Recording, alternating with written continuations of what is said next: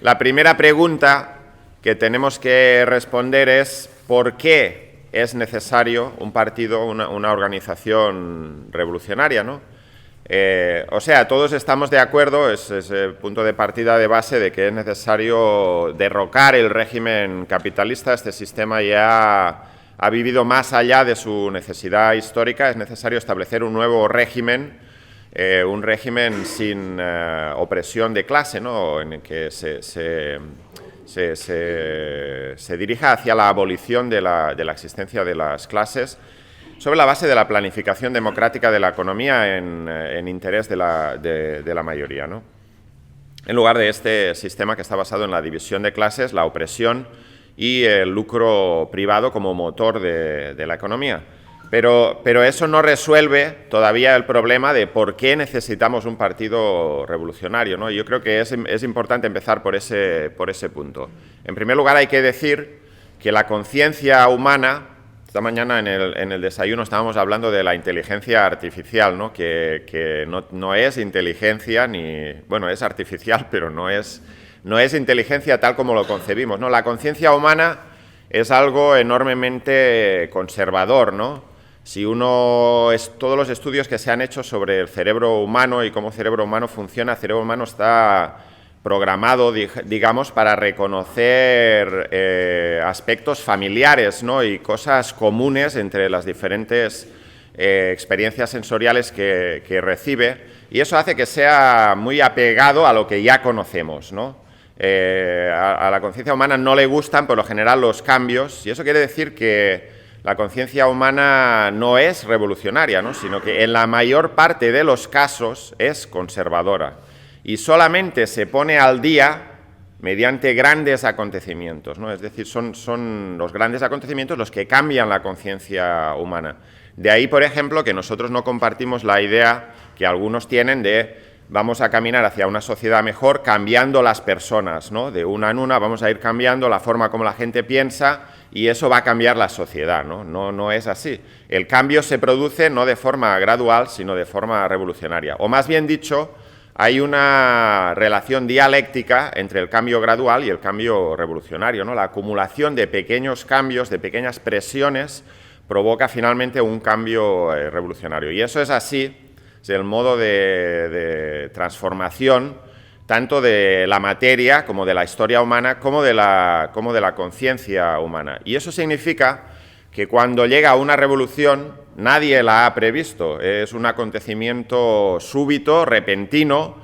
Se puede anunciar, las condiciones existen para tal cambio revolucionario, pero no se puede prever de antemano y no todo el mundo llega a las mismas conclusiones al mismo tiempo. Eso es uno de los motivos por los cuales es necesario la existencia de una dirección revolucionaria. Si todo el mundo, si la clase obrera fuera una clase homogénea en su conciencia política, no sería necesario un partido revolucionario, porque todo el mundo progresivamente llegaría a las mismas conclusiones. Un día nos levantaríamos por la mañana y todo el mundo estaría ya convencido, tomamos el poder y vamos hacia el socialismo. Eso puede parecer un poco ridículo, pero hay de hecho una secta en Gran Bretaña, Partido Socialista de Gran Bretaña, que es una secta que rompió con el marxismo ya a final del siglo XIX, y ellos justamente plantean esta idea, ¿no? Toda su idea es la de convencer a los trabajadores no solo a los trabajadores, sino a la población en general, de uno en uno, de la necesidad del socialismo, y así llegamos al socialismo sin necesidad, ni de la lucha diaria por las reformas, en la que la clase obrera reconoce su propia fuerza, aprende en base a su experiencia, ni tampoco del cambio revolucionario, ¿no? Pero eso es una digresión, ¿no? Digamos. Y no solamente es que la clase obrera no es homogénea y hay diferentes capas más avanzadas, capas más atrasadas, y eso tampoco es una cosa estática, ¿no? En un momento determinado, unas capas que antes han sacado conclusiones más avanzadas pueden convertirse en capas más conservadoras, capas nuevas, frescas, que entran a la lucha sin ninguna tradición política anterior, sin ninguna experiencia y aparentemente con una conciencia política más baja, pueden avanzar por delante de capas que aparentemente son más avanzadas, de activistas con más experiencia, pero que se han quedado un poco anquilosados en su experiencia anterior, se han convertido en un factor conservador, ¿no? Además de todo esto, las ideas dominantes en una sociedad de clases son siempre las ideas de la clase dominante. Eso lo explica Marx en la ideología alemana, ¿no? Y es inevitable que sea así. Es inevitable que sea así, pero no es una cosa que no es algo que domine siempre y en todo momento, ni un factor absoluto. Alguna gente dice, nunca va a haber una revolución porque la gente está aborregada, los medios de comunicación manipulan. Y sí, claro, los medios de manipulación manipulan. Y sí, es cierto, la gente está aborregada normalmente, en condiciones normales, la mayor parte del tiempo. Pero la propia experiencia de la vida diaria hace que eso cambie. Y hay momentos en que incluso la mayor campaña de manipulación de los medios de comunicación no puede impedir un cambio revolucionario, ¿no? Entonces, por todos estos motivos, y algunos más, es porque es necesario una dirección revolucionaria que esté preparada en el momento en que estalle una revolución para dirigirla hacia la victoria, ¿no? Además, hay otro factor, ¿no? Que es que el cambio revolucionario, el pasaje revolucionario, por ejemplo, del feudalismo al capitalismo, no requiere la participación consciente de la mayoría de la población. De hecho, gran parte de ese cambio revolucionario se ha producido incluso antes de la revolución política, es decir, antes de que la burguesía tome el poder político, ya tiene el poder económico y puede formar su propia ideología sobre esa base, y le queda más que tomar el poder político. Pero eso no es cierto en relación de la revolución socialista. La clase obrera no toma el poder económico y luego toma el poder político, ¿no? Sino que más bien es al revés. Primero toma el poder político y expropia a la burguesía. Es decir, la revolución socialista es un acto que requiere la participación consciente de la clase trabajadora, ¿no? Por eso es necesario la dirección revolucionaria, porque no se puede improvisar la teoría revolucionaria que es necesaria para tomar el poder en el calor de los acontecimientos. Es demasiado tarde. Y además de eso hay justamente experiencias históricas, ¿no?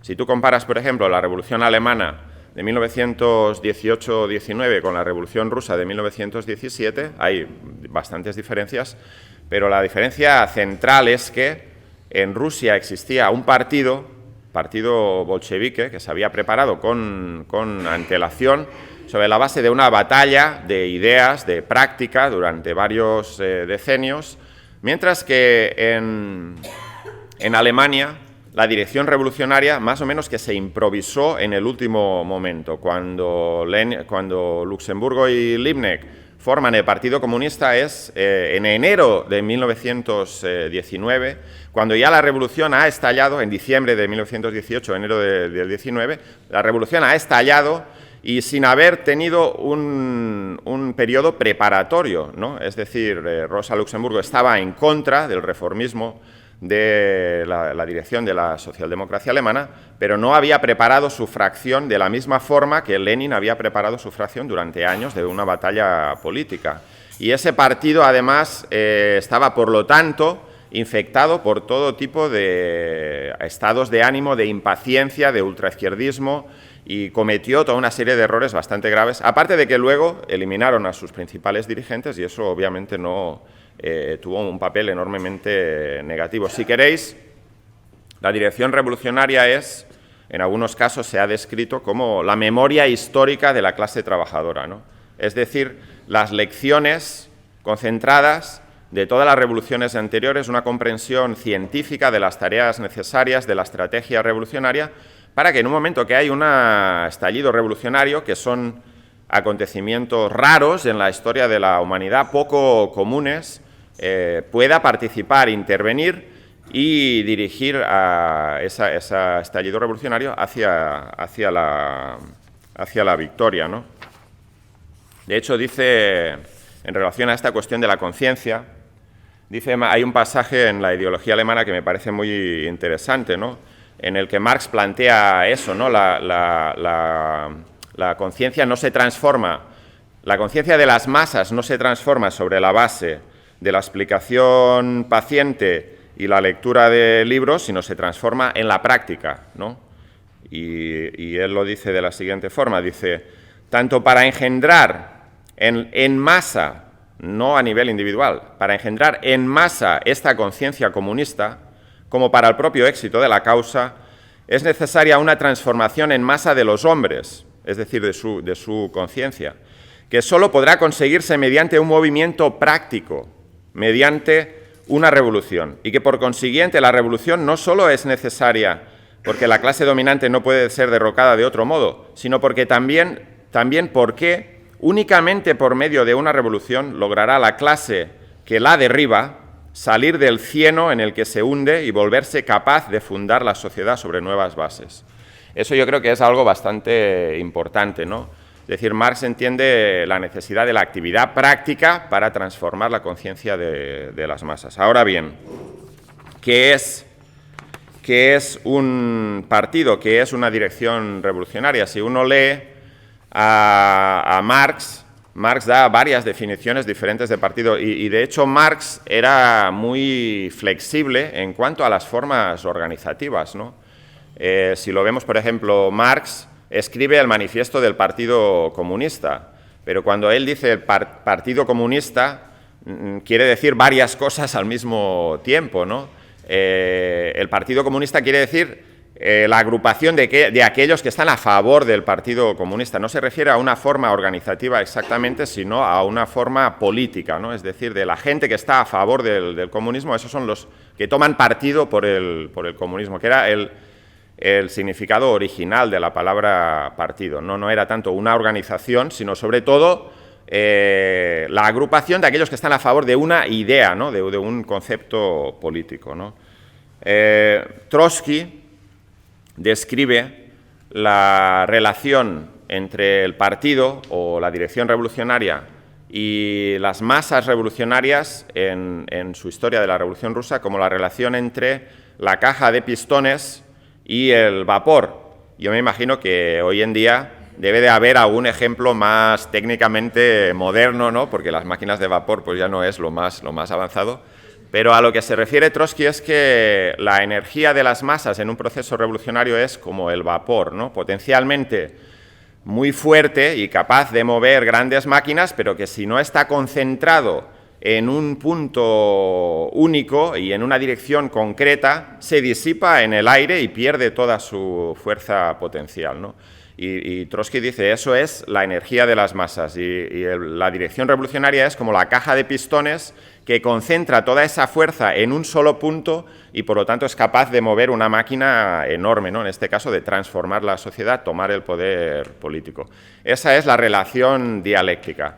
No es que el partido viene de fuera de la clase y lo dirige tal cual un maestro da una clase magistral a una clase, ¿no? Sino que el partido es parte de la clase, pero es la parte que tiene las ideas más avanzadas, que concentra la teoría revolucionaria que se ha desarrollado a lo largo de muchas experiencias y que puede llevar a la clase a la victoria, ¿no? Pero una cosa va con la otra, ¿no? De hecho, Trotsky discute, por ejemplo, el papel del partido, pero también el papel de Lenin y de Trotsky dentro de ese partido, ¿no? El papel del partido, pero el papel también de la dirección.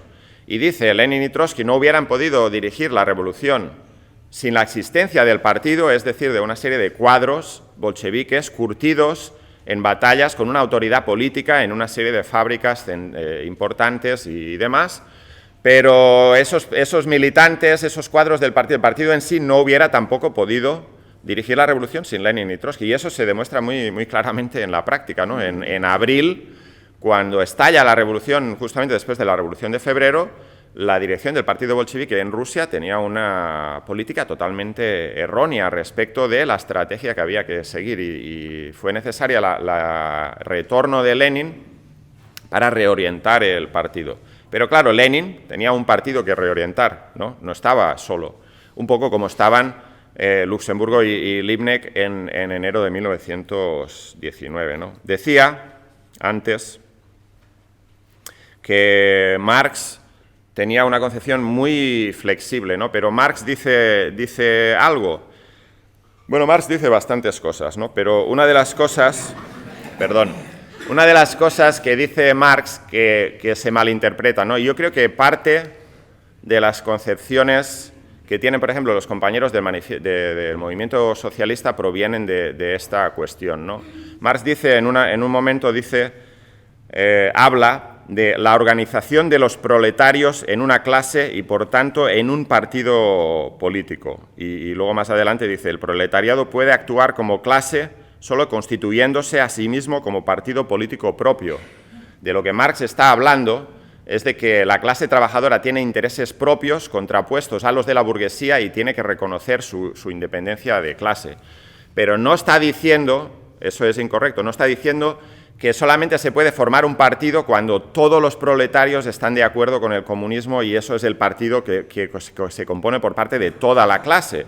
Y de hecho su práctica, que es un poco la concepción que plantean los compañeros del movimiento socialista, ¿no? Primero hay que difundir la idea del comunismo, cuando esta idea sea hegemónica, entonces podemos reconstituir el Partido Comunista de Masas, algo así más o menos, ¿no? Hay un poco de confusión, pero yo creo que proviene de ahí. Y eso no es lo que planteaba Marx, porque en el mismo texto, en el Manifiesto Comunista, Marx lo dice bastante claramente. Dice, los comunistas no forman un partido aparte y separado de la clase, con intereses propios que contraponen a los intereses generales, sino que los comunistas participan en todos los movimientos de la clase, pero en ellos son los que tienen, uno, la visión en cada movimiento nacional del proletariado, los que tienen la visión más amplia de sus intereses internacionales, no solamente nacionales, y segundo, del objetivo final del movimiento.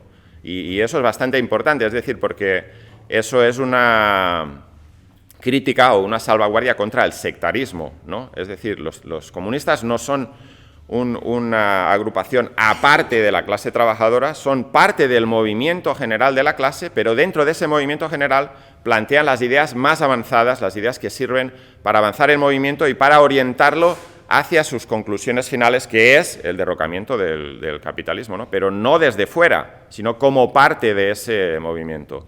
Eso es bastante importante, ¿no? Digo, Marx era muy flexible en cuanto a sus formas organizativas, ¿no? Por dar un par de ejemplos, Marx escribe el Manifiesto Comunista por encargo de la Liga, de una organización revolucionaria de exiliados alemanes, y él es el que le da el nombre de Partido Comunista y explica lo que los comunistas quieren. En 1847-48 se lo encargan, bueno, de hecho hay una carta graciosa, creo que es de Engels a Marx, en el que le dice, mira, el secretario de la Liga me está diciendo que ese manifiesto que nos habíamos comprometido a escribir, que ya vamos 2 meses tarde, y que como no lo entreguemos nos quitan el encargo, ¿no? O sea, también a veces eso no puede utilizarlo ningún compañero como excusa para entregar un artículo tarde, pero para que veamos que en todas partes cuecen habas, ¿no? Pero inmediatamente después estalla la revolución de 1848, Marx se traslada a Alemania y allí actúa como parte de la Liga Comunista. No, porque la Liga Comunista en la ciudad donde estaba Marx estaba compuesta de una serie de gente con la que Marx no podía trabajar, no entendían su concepción de cómo intervenir y abandona la Liga Comunista, crea su propio periódico y empieza a actuar con otro grupo de gente, ¿no? Inmediatamente después de que es derrotada la Revolución de 1848, aunque de una forma muy efímera, forma con Blanqui la Unión Universal de los Revolucionarios Comunistas, ¿no? Una organización que no llega a existir, pero en la que Marx está tratando de unir a los sectores más avanzados, ¿no? Y posteriormente pasan 20 años en el que Marx prácticamente no tiene ninguna organización, se dedica a escribir el Capital. Posteriormente crea una organización que no es una organización comunista, sino que es la Asociación Internacional de los Trabajadores, la organización más amplia de todas las organizaciones obreras existentes, independientemente de su ideología, ¿no? Pero en esa organización Marx es, digamos, la fracción comunista, ¿no? O el Partido Comunista, y trata de convencer pacientemente, sobre la base de la práctica, de la corrección de sus ideas a toda la gente que está metida en esa organización, y había allí gente de muchos tipos diferentes, no voy a entrar, ¿no? Por lo tanto, lo que vemos es que para Marx lo más importante era estas dos cosas, ¿no? Las ideas del comunismo, y número dos, cómo llevar estas ideas a la clase, ¿no? Cómo convencer a un número cada vez mayor de partidarios del comunismo e intervenir en el movimiento vivo de las masas, ¿no? En aquella época, como hoy, ¿no? Pero en aquella época existían muchas sectas comunistas, socialistas, utópicos y demás, cada uno con su propia idea, y Marx estaba en contra de todo eso, ¿no? Marx estaba a favor de tener una concepción, uno, científica de lo que era el comunismo, de lo que era necesario, y dos, una intervención en el movimiento vivo de las masas tal y como fuera, porque en la Primera Internacional participa, digo, gente de todo tipo, ¿no? Desde los garibaldianos italianos, los trade unionistas ingleses extremadamente conservadores con una visión muy limitada de un sindicalismo de oficio, hasta otro tipo de gente, ¿no? Socialistas utópicos, franceses, etcétera, etcétera. Y Marx pacientemente va tratando sobre la base de los principios fundamentales, ¿no? Si nos leemos la Constitución de la Primera Internacional, vemos allí algunos principios básicos, ¿no? La independencia de la clase trabajadora opuesta a la clase capitalista, la necesidad de la unión de los trabajadores, etcétera, etcétera. Pero no es una organización comunista, no se puede calificar de esa forma, ¿no? Finalmente, esa organización colapsa. No voy a entrar en los detalles, pero Marx decide disolver esa organización y luego se reconstituye el movimiento sobre una base superior, ¿no? Ya se ha establecido de forma amplia la necesidad de las ideas del socialismo científico. La Segunda Internacional se forma sobre la base ya de que esa idea ha conquistado a sectores amplios de las masas, ¿no? El Partido Socialdemócrata Alemán es un partido de masas, se forman los partidos socialistas en varios países, y la Segunda Internacional ya estamos hablando de partidos de masas. Pero también, digo, la historia de las internacionales es bastante interesante, yo no tengo tiempo de dar todas las explicaciones necesarias.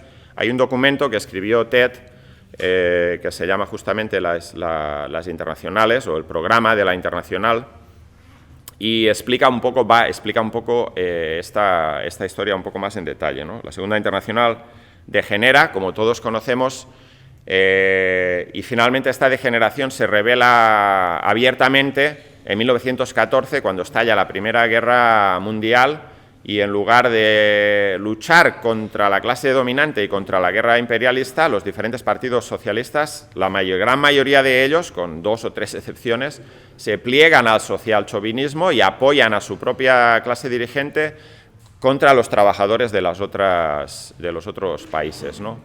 Pero si os fijáis, ¿cuándo se forma la Tercera Internacional? La bancarrota de la Segunda Internacional se demuestra en 1914, pero la Tercera Internacional no se forma en 1914, ¿no? Sino se puede decir cuándo se forma la Tercera Internacional. Bueno, la idea de la necesidad de una nueva internacional la plantea Lenin en 1914, ¿no? Plantea la Segunda Internacional está muerta, es necesario una nueva internacional.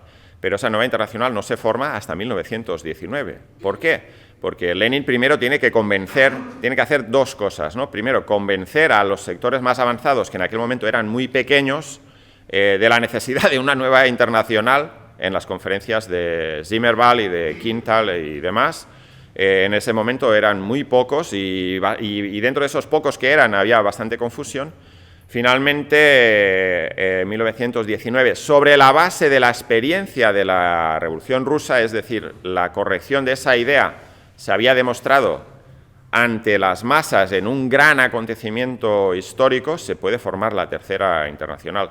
Y en la formación de la Tercera Internacional había también elementos muy confusos, ¿no?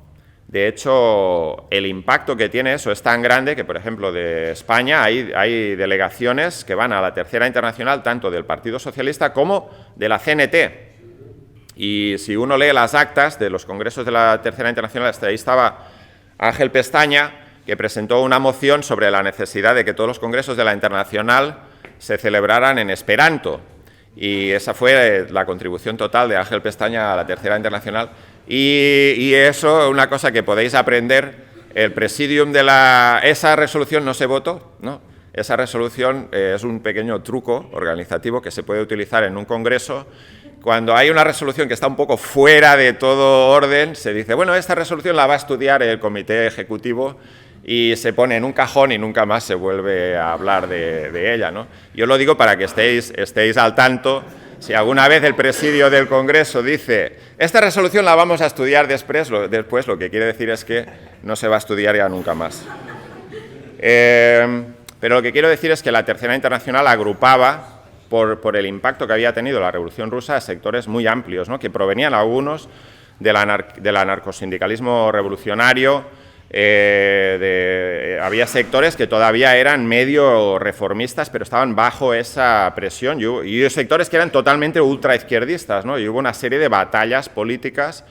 Lo que quiero decir con eso es que la formación de una organización, de una dirección revolucionaria, no es un proceso lineal, ¿no? Es un proceso que implica una serie de batallas políticas, de discusiones políticas, y que lo primario son las ideas, ¿no? De hecho, fue en el segundo congreso de la Internacional Comunista, Lenin y Trotsky llegan a ese congreso y están en minoría.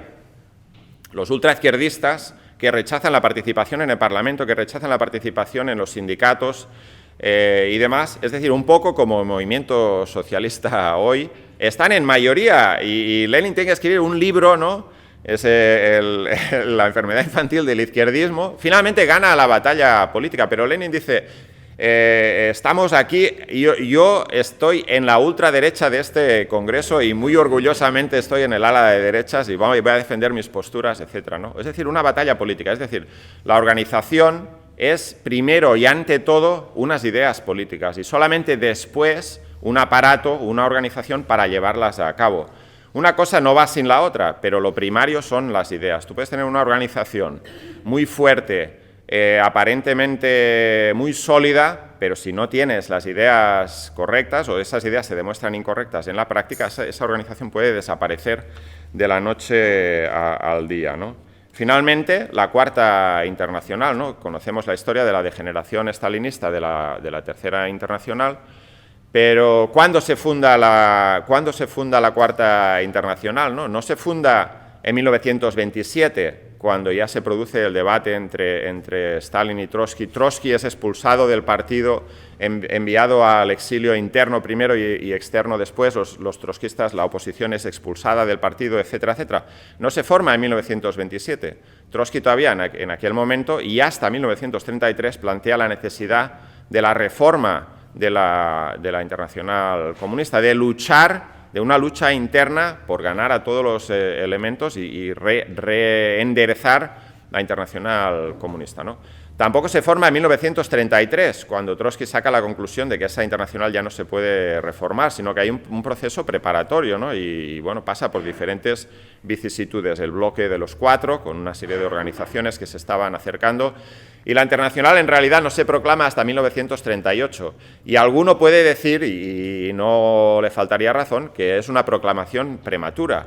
La Cuarta Internacional de 1938 no tenía ninguna organización de masas, ninguna influencia de masas, no se había probado en los grandes acontecimientos. Y Trotsky admite eso, pero sobre la base de que grandes acontecimientos se preparan, la Segunda Guerra Mundial, y es necesario levantar la bandera limpia del marxismo, proclama la Cuarta Internacional sobre la base de un programa, ¿no? El programa de transición, con la idea de que sobre la base de esos grandes acontecimientos la Cuarta Internacional surgirá como la dirección del proletariado, cosa que no sucedió, ¿no? Y la Cuarta Internacional quedó aislada después de la Segunda Guerra Mundial y en gran parte debido a ese aislamiento degeneró en todo tipo de direcciones, ¿no? Tampoco es aquí el momento, ni tengo el tiempo para tratar ese tema en detalle, pero es un tema que tiene su interés, ¿no? Así, para decirlo rápidamente, de todos los dirigentes de la Cuarta Internacional después de la Segunda Guerra Mundial, el que más acertadamente entendió la nueva situación y trató de analizarla y orientar las fuerzas del marxismo en ese momento fue fue Ted Grant, ¿no? Y de ahí provenimos nosotros, a través también de algunas otras vicisitudes que tampoco es el momento aquí en esta discusión de explicar, ¿no? Y Ted decía, en ese periodo de auge del capitalismo de la posguerra en los países capitalistas avanzados, hubiera sido muy difícil que la Cuarta Internacional hubiera crecido, jugado un papel decisivo en un país capitalista avanzado. Las condiciones eran muy complicadas. Pero decía Ted, pero con una dirección correcta, ¿no?, que hubiera permitido la discusión política y la reorientación política, hubiera sido posible preservar los cuadros, por lo menos, y las ideas intactas para la siguiente oleada revolucionaria que inevitablemente se produjo en los años 60 y 70, ¿no?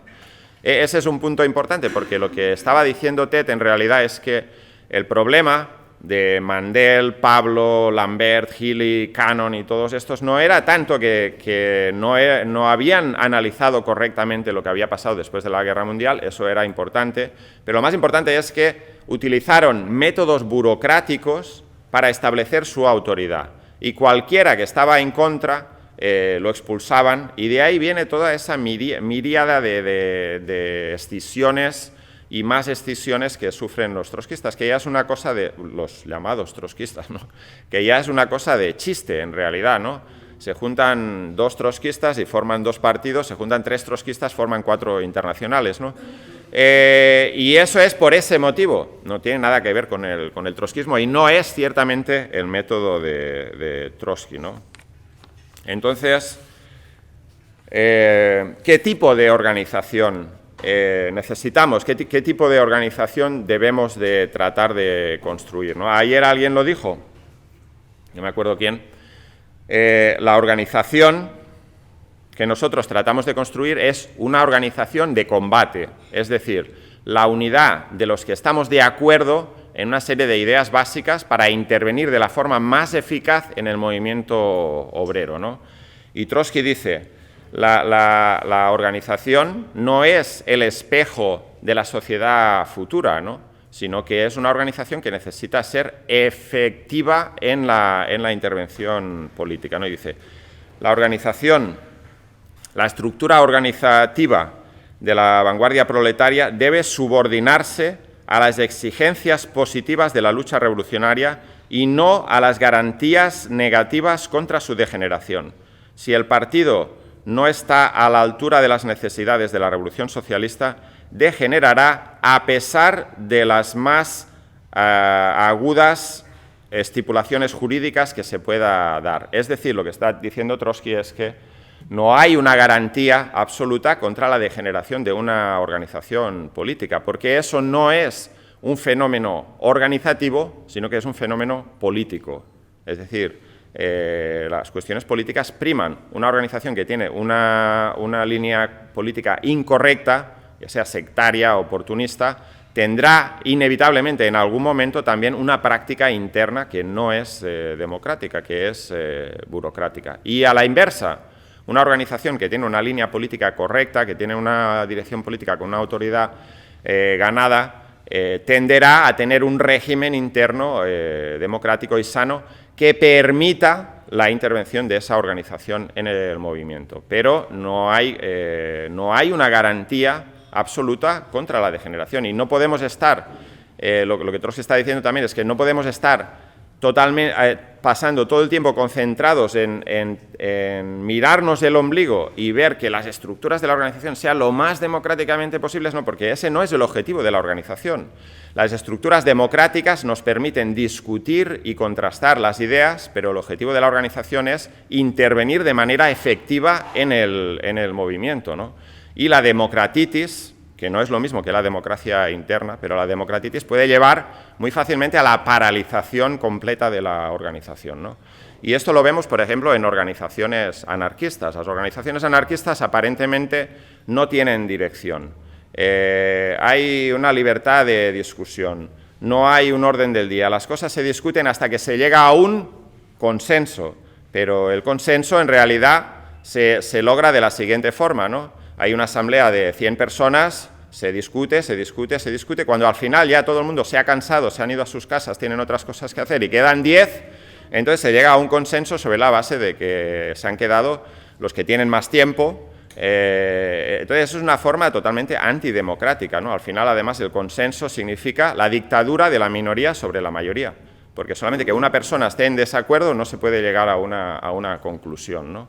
Entonces, nuestras formas organizativas que nosotros adoptamos se dirigen ¿se dirigen a qué?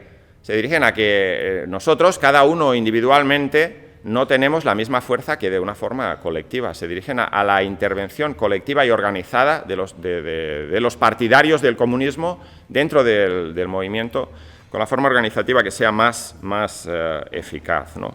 Y esa forma organizativa es el centralismo democrático. Nosotros nos basamos en el modelo bolchevique de organización. Mucha gente dice, el modelo bolchevique era válido para condiciones de clandestinidad en Rusia, un país atrasado, esto y lo otro, pero no tiene una aplicación general.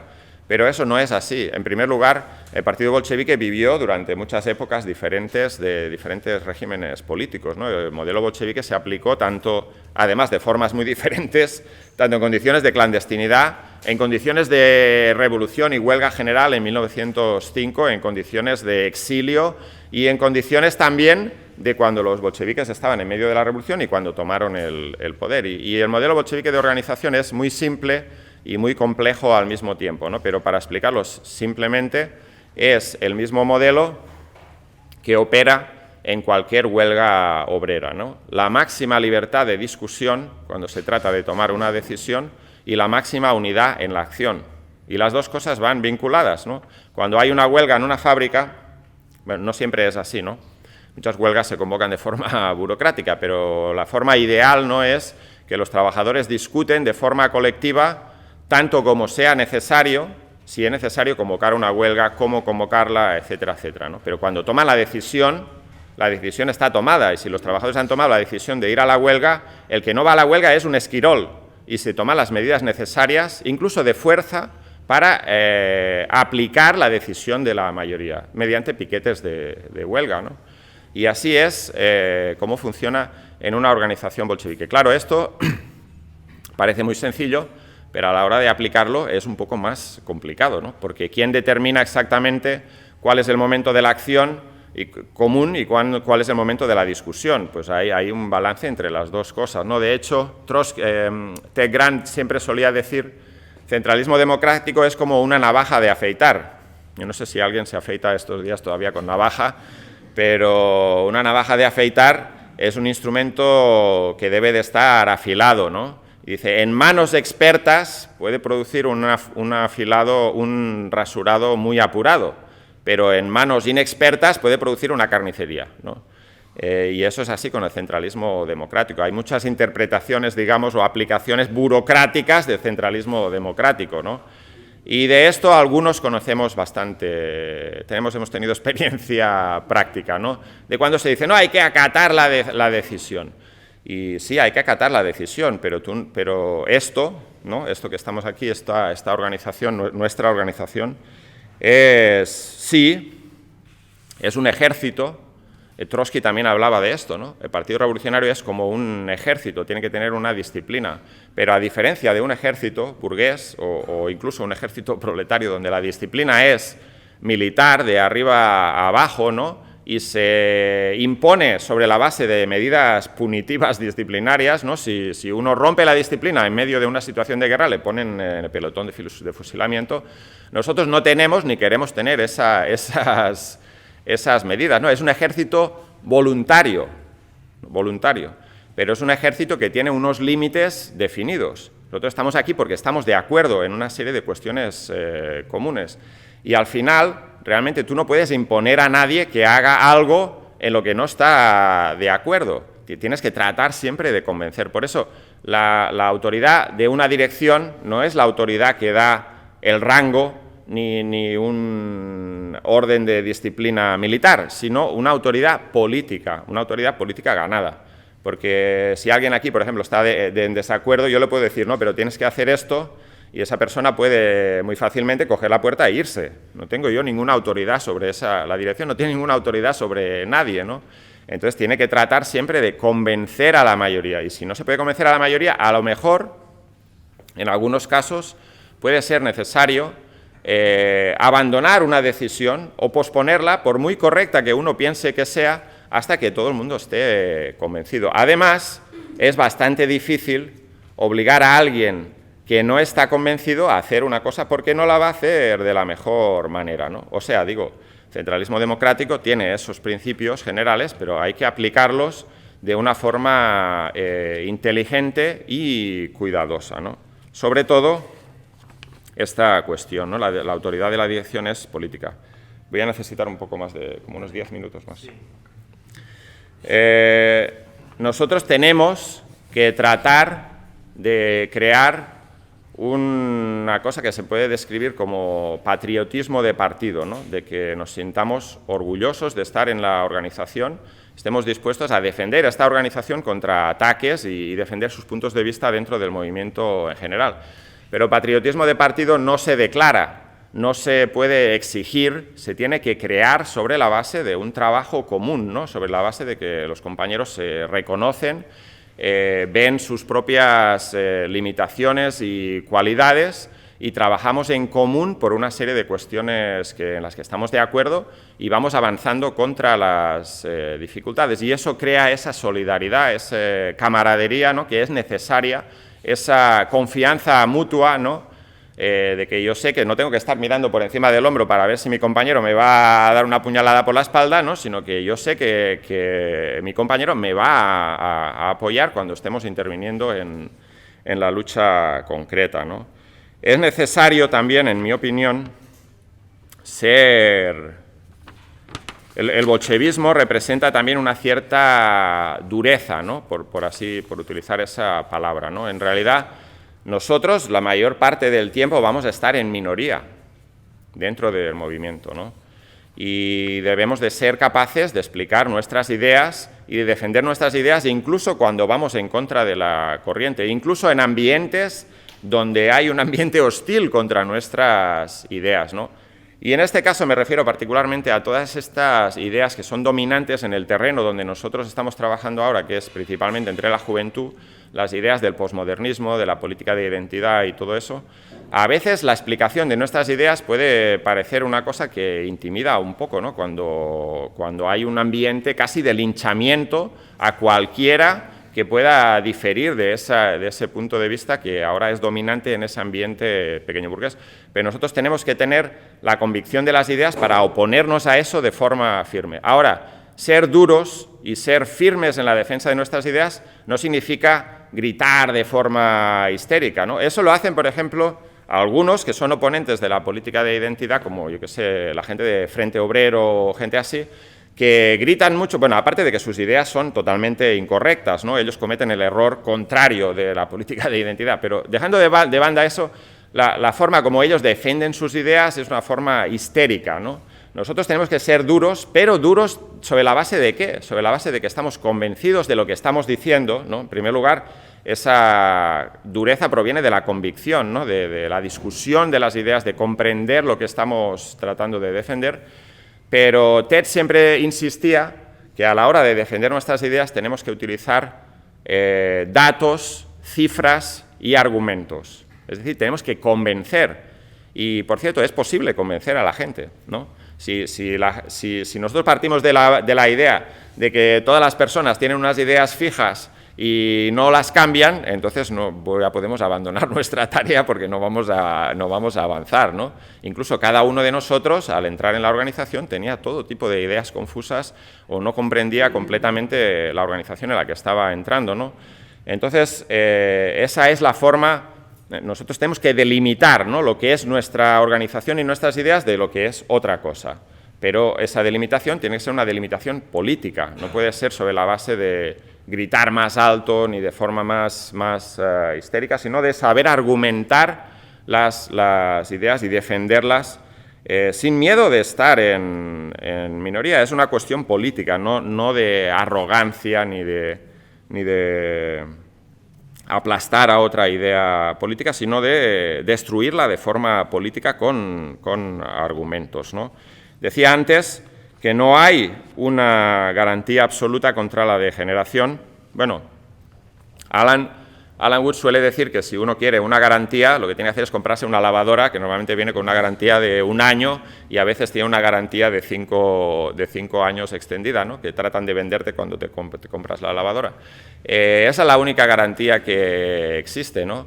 Pero si quieres saber cómo impedir una degeneración burocrática de una organización es con una militancia que tenga un nivel político y una capacidad crítica, ¿no? Esa es la única forma. Desarrollo político de los cuadros, eso que garantiza que en un momento determinado podamos estar discutiendo una determinada acción, una determinada orientación, unas determinadas perspectivas y todo el mundo más o menos sepamos de lo que estamos hablando, podamos participar y contribuir en esa discusión e incluso corregir a la dirección si está equivocada. Pero incluso, decimos, el centralismo democrático es la máxima libertad de discusión y la máxima unidad en la acción. Pero eso no quiere decir ni siquiera que estemos, que con la máxima libertad de discusión lleguemos a la conclusión correcta. Nosotros somos materialistas y las ideas políticas a las que llegamos se tienen luego que contrastar con la realidad. Y si la realidad contradice los planteamientos que nosotros hemos hecho, tenemos que abandonar esos planteamientos y volver a estudiar la realidad para tratar de comprenderla, ¿no? No al revés. Hay gente que lo hace, que trata de meter la realidad dentro de sus esquemas preconcebidos y eso no es muy buena, no lo recomiendo a nadie, ¿no?, porque eso lleva al desastre. Voy a dar un ejemplo. Por ejemplo, estábamos el otro día hablando, David, ¿no?, mencionaba de dónde viene Podemos y todo eso. Bueno, yo me acuerdo perfectamente que justo antes de la salida de Podemos, incluso cuando ya habían anunciado la creación de Podemos en la famosa rueda de prensa ¿cómo fue?, del Teatro del Barrio, ¿no? Fue, o no sé qué teatro. Que yo estaba totalmente convencido de que eso no iba a ninguna parte, y creo que algunos más también, ¿no? Y Nani, ¿no? Y decíamos, además, este no es el método correcto, ¿no?, porque ellos estaban diciendo, vamos a discutir la creación de un nuevo movimiento político, pero ya tenemos unos candidatos para las elecciones europeas, ¿no? O sea, un método también burocrático, y eso era cierto, ¿no? Entonces nosotros estamos totalmente en contra de eso y dijimos que eso no iba a ninguna parte, pero claro, cuando ya vimos que eso iba a alguna parte, ¿no?, unos pocos días o semanas después del resultado de las elecciones europeas, Nani agarra y dice, mira, aquí tenemos que dar un cambio brutal de la orientación de la organización, que en aquel momento era hacia Izquierda Unida, y tenemos que orientarnos a esto, porque aquí están entrando miles de personas que nos interesa conectar. Y dimos un cambio brusco de la orientación de la organización en poco tiempo, pero no un cambio que Nani dijo, vamos a cambiar, y todo el mundo dijo, sí, no, hubo una discusión, ¿no? Se elaboró un documento político que explicaba los motivos, se convenció a la mayoría de la organización y dimos ese cambio, ¿no? Es decir, la autoridad política y el nivel político de la organización permite hacer eso, pero esos cambios no vienen nunca sin crisis y batallas y hasta incluso divisiones, ¿no? Pero al final la prueba de la verdad es la prueba de la práctica, ¿no? Si un método o una orientación, una estrategia funciona, se demuestra en la práctica, ¿no? Porque somos materialistas. Y esto es una constante batalla, política, ¿no? Pero es una batalla política. Por ejemplo, si yo recomiendo que los compañeros lean el libro de Trotsky, que se llama En defensa del marxismo, que es sobre un debate que hubo en el Partido Socialista de los Trabajadores en Estados Unidos en 1938, ¿no? Y Trotsky plantea tanto la parte política del debate como también la parte organizativa, porque alguna gente decía, no, pero Cannon es un burócrata, la mayoría aplasta a la minoría y todo eso, y Trotsky responde también a esas ideas, ¿no? Y da una serie de apuntes muy importantes sobre cómo funciona el centralismo democrático, cómo funciona la democracia dentro de la organización, y también, no tengo tiempo de citarlo, cómo las formas diferentes de cómo los trabajadores y los intelectuales pequeños burgueses se aproximan a la democracia dentro del partido, ¿no? Los intelectuales pequeños burgueses tienen todo el tiempo del mundo para discutir y, como dice Trotsky, se sacian su sed en un lago de mar salada, ¿no? Es decir, nunca terminan la discusión. Los trabajadores más bien son muy prácticos, ¿no? Tienen tiempo limitado y quieren participar en la discusión, pero para poder actuar, ¿no? Entonces, bueno, es bastante interesante, recomiendo a los compañeros que lo lean, ¿no? Nosotros estamos tratando de crear una organización de cuadros. Cuando digo de eso, la mejor garantía contra la degeneración es la formación política de los compañeros. Un cuadro político que no se crea de la noche a la mañana, es una persona, un compañero, una compañera que es capaz de entender las ideas por sí mismo y aplicarlas de forma creativa en una situación concreta, ¿no? En una facultad, en una intervención, en una manifestación, en una fábrica, etcétera, etcétera. Y eso no es una cosa fácil, ¿no? Lleva tiempo, lleva discusión política, pero también intervención práctica, lleva experiencia, y todos tenemos que aspirar a ser cuadros. Y, por cierto, uno no se convierte en un cuadro y ya está, ¿no? Sigue avanzando o inevitablemente retrocederá, ¿no? No es una cosa que se gana para toda la vida. Voy a terminar, me están pasando bastantes mensajes agresivos por este lado, muy correctamente, pero no quería terminar sin decir una cosa, por lo menos, ¿no?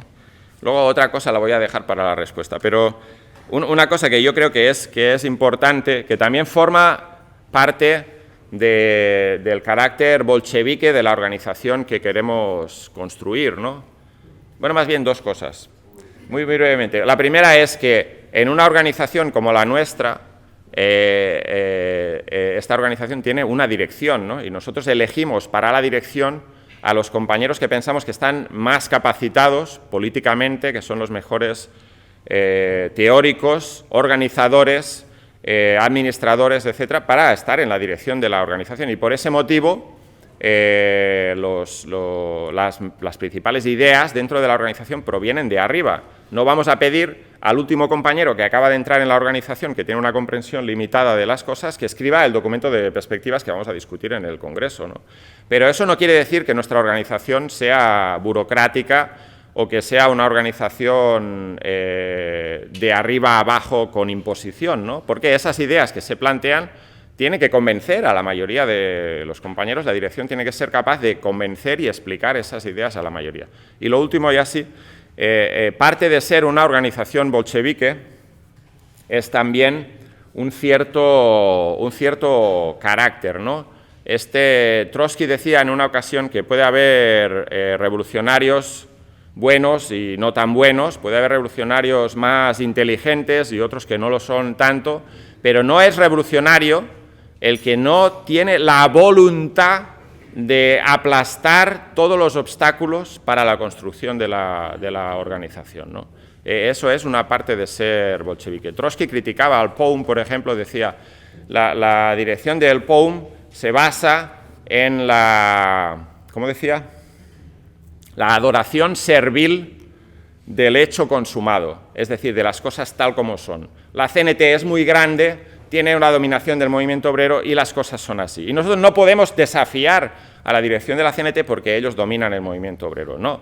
Nosotros lo que queremos es conquistar la dirección del movimiento obrero y estamos dispuestos a romper todos los obstáculos que se pongan por delante. Esa convicción proviene justamente de la convicción que tenemos en que nuestras ideas son correctas y son necesarias. Y por lo tanto tenemos que poner los medios necesarios para llevarlas a su propia conclusión.